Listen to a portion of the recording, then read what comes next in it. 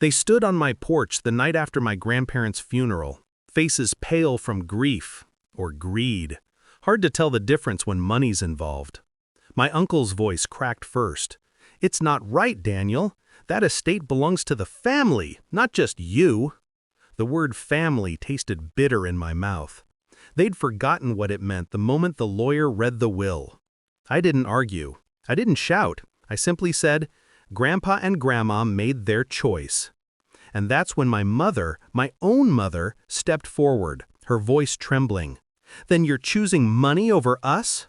I looked at her, and for the first time, I saw her not as a mother, but as someone measuring my worth in millions.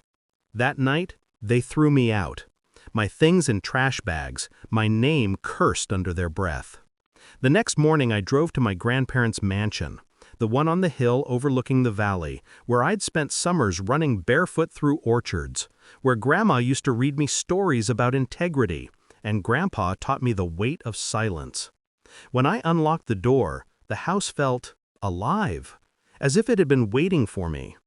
The lawyer, Mr. Lowell, met me there, a quiet man with a sharp mind. He'd been with my grandparents for 40 years. "They trusted you," he said, "more than anyone." I nodded, still hearing my uncle's voice echoing from last night. "We'll get what's ours, one way or another." I believed him.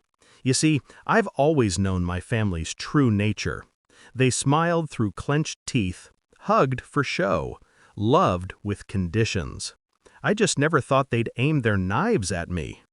2 days after I moved in, I noticed a car parked across the street. Same car, every night. Then came the anonymous letters, each one angrier, bolder. Finally, a message slipped under the door. "You'll regret stealing from us."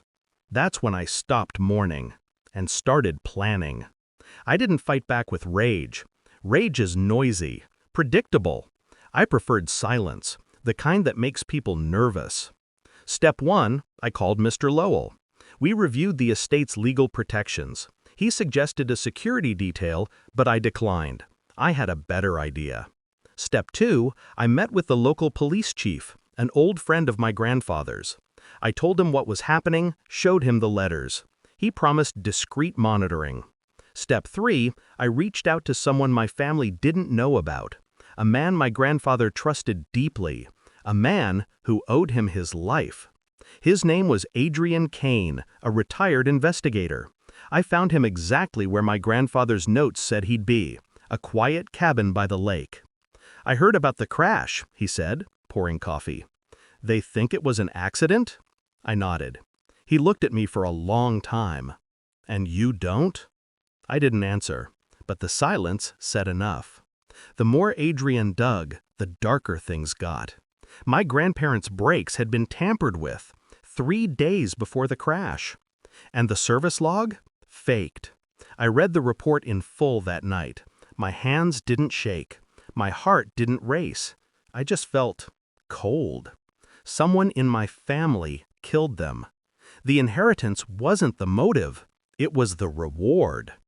I played my part perfectly, pretended to isolate, pretended to be overwhelmed.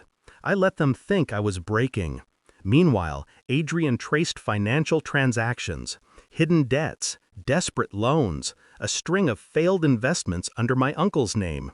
He found the mechanic who'd serviced my grandparents' car, paid cash, no records.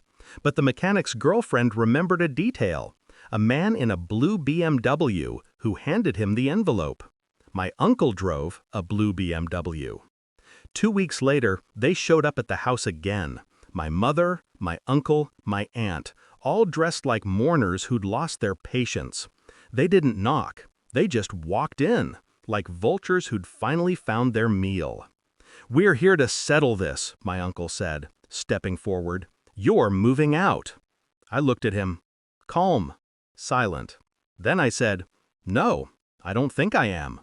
That's when Adrian stepped out from the study, not in his usual quiet demeanor, this time with 2 officers behind him.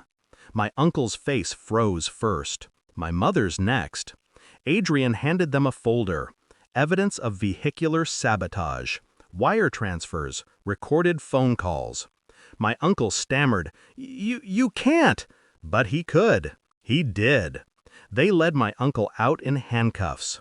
My mother cried, but I could see it. She wasn't crying for him. She was crying for herself, for the life collapsing around her. After they left, I stood alone in the foyer, the same spot where Grandpa used to polish his shoes, where Grandma's laughter still lived in the walls. Justice didn't feel like triumph. It felt like silence after thunder. I walked to their portrait above the fireplace. "It's done," I whispered. Mr. Lowell called the next morning.